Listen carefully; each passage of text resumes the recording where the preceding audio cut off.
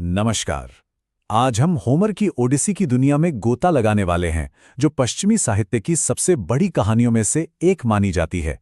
देखिए, ये सिर्फ किसी एडवेंचर की कहानी नहीं है, बल्कि घर, वफादारी और एक हीरो की असली पहचान की एक ऐसी गहरी खोज है जो हमें खुद से सवाल पूछने पर मजबूर कर देती है।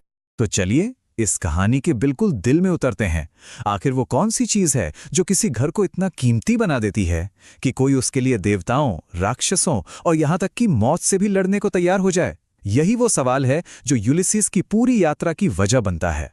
दिलचस्प बात यह है कि कहानी की शुरुआत हमारे हीरो से नहीं होती, बल्कि उस खालीपन से होती है जो वो अपने पीछे छोड़ गया था। हम इथाका में हैं, एक ऐसा राज्य जो अपने राजा के बिना कह सकते हैं कि अराजकता में डूब रहा है, जहां हर तरफ खतरा ही खतरा है। कहानी के पहले हिस्से की असली जड़ यही समस्या है, यूलिसिस के ना होने से राज्य में फैली पूरी तरह की अराजकता। ये जो व्यवहार के उम्मीदवार हैं, जिन्हें प्रेटेंडेंट्स कहा गया है, वो सिर्फ मेहमान नहीं हैं। नहीं, वे तो परजीवियों की तरह हैं, जो राज्य को अंदर से खोखला कर रहे हैं और मेहमान नवाजी के हर नियम को तोड़ रहे हैं। पेनेलोप के इन शब्दों से इथाका की जो निराशाजनक हालत है, उसे एक गहरा इमोशनल टच मिलता है।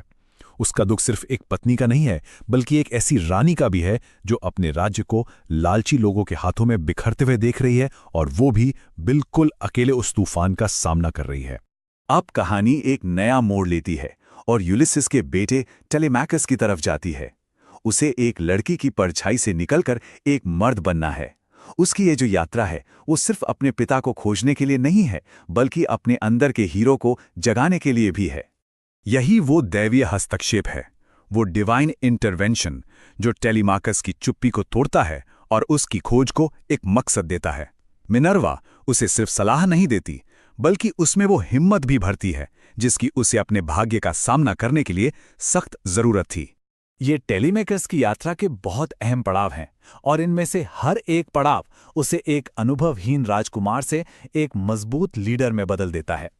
हर कदम पर वो न सिर्फ अपने पिता के बारे में कोई सुराग इकट्ठा करता है, बल्कि वो गुण भी सीखता है जो एक राजा के लिए जरूरी होते हैं।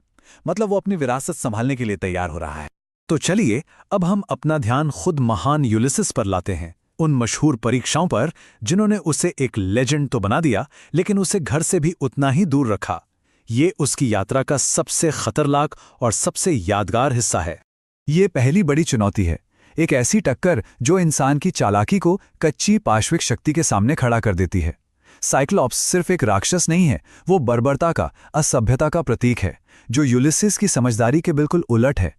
साइक्लॉप्स के इन शब्दों से साफ पता चलता है कि वो किसी भी दैवीय कानून, मेहमान नवाजी या सभ्यता को नहीं मानता। वो एक ऐसी दुनिया से आता है जहां सिर्फ ताकत की ही पूछ है, सम्मान या नैतिकता की कोई जगह नहीं। ये जो प्रसिद्ध चाल है, ये यूलिसीज की जबरदस्त बुद्धि का एक बेहतरीन उदाहरण है।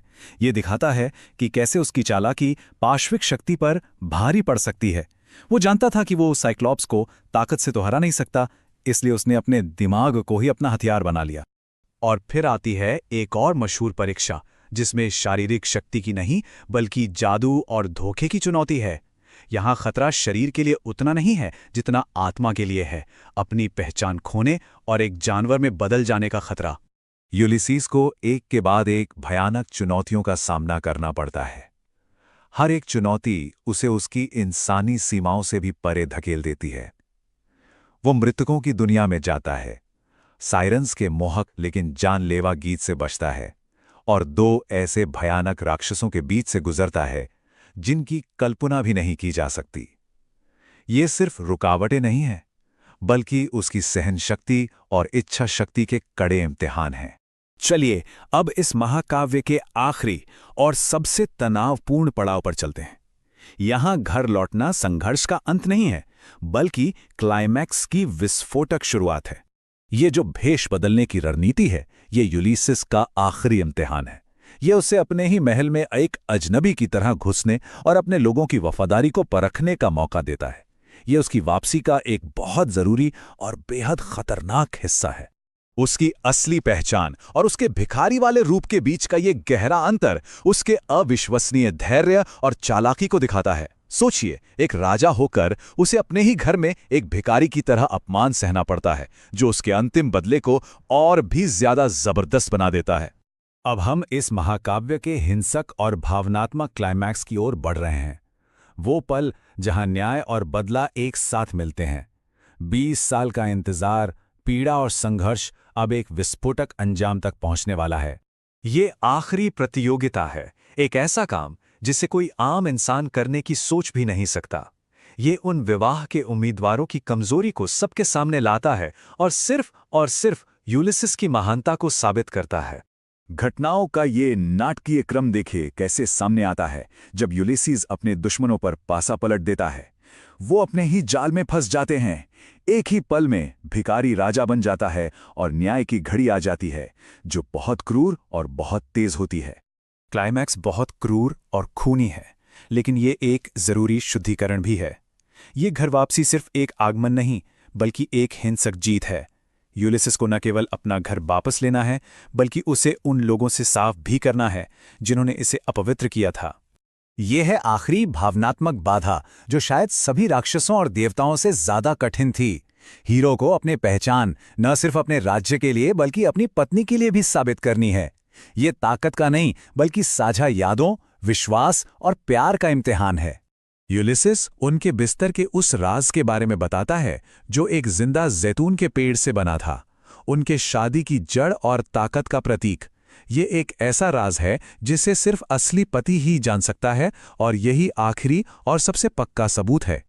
और कहानी का ये सफर इस इमोशनल रियूनियन और यूलिसिस के घर की पूरी तरह से बहाली के साथ खत्म होता है।